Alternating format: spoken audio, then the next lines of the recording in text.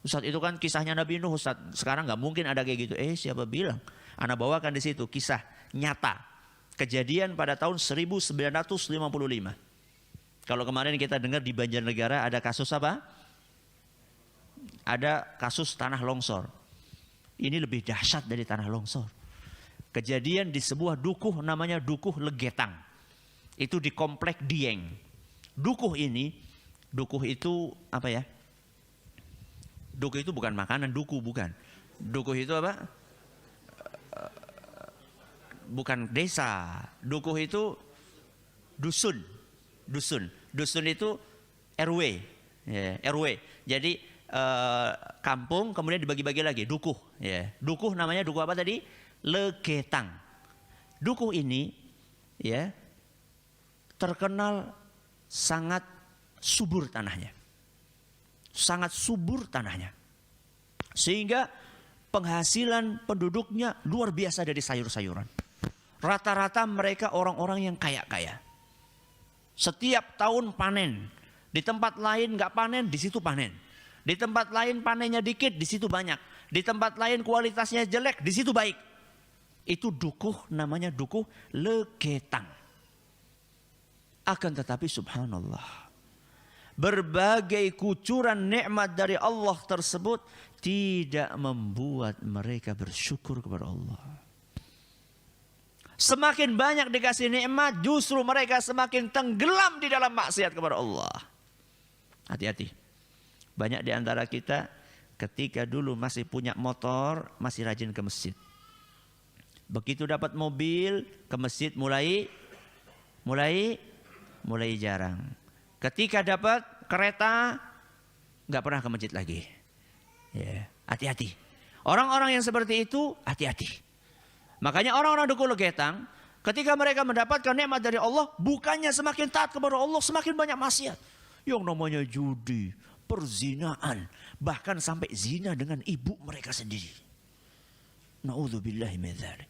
Dan setiap malam selalu mereka nanggap lengger. Nanggap itu mengadakan. Ya, lengger itu kayak kuda lumping. Dan yang main itu cewek. Dan akhir-akhirnya zina. Setiap malam seperti itu. Setiap malam seperti itu. Sampai datang tanggal 17 April 1955. Berapa? 17 April 1955. Malam hari itu hujan lebat sekali. Petir sana sini, petir sana sini. Gak ada orang yang berani keluar dari rumah. Akan tetapi penduduk desa Legetang, dusun Legetang tetap berbuat maksiat. Tetap minum, tetap judi, tetap zina. Sampai lewat pertengahan malam. Ketika lewat pertengahan malam, hujan berhenti. Sunyi senyap. Tiba-tiba terdengar suara boom.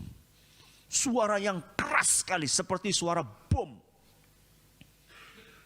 Suara itu terdengar oleh dusun-dusun yang ada di sekeliling dusun Legetang. Tapi nggak ada satupun yang berani keluar.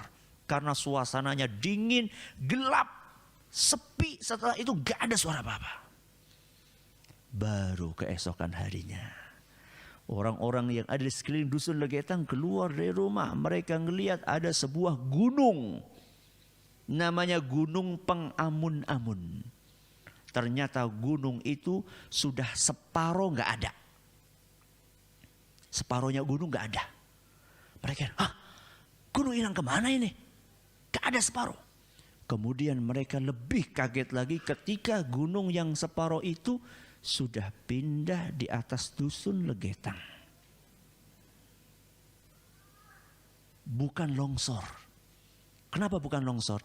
Karena Gunung Pengamun-amun ke bawah kayak gini ada lembah. Ada lembah, kemudian di sini ada dusunnya. Lembah ini, sungai ini sama sekali tidak ada longsorannya. Berarti gunung itu diapain? Potong, diangkat. Siapa yang bisa ngangkat itu?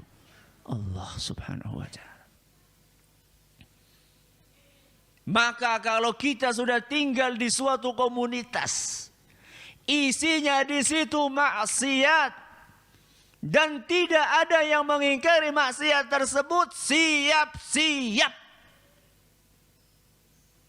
Siap-siap apa Ustaz? Pindah cepat-cepat.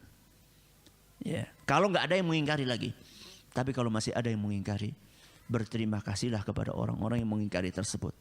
Berterima kasihlah kepada orang-orang yang mau beristighfar kepada Allah. Walaupun dia orang miskin. Bisa jadi azab. Tidak Allah jatuhkan ke negeri kita ini. Walaupun yang namanya kemaksiatan di negeri kita banyak sekali. Bukan hanya kemaksiatan, kemusyrikan, kekufuran di negeri kita. Mungkin Allah belum jatuhkan azab kepada negeri kita ini secara umum.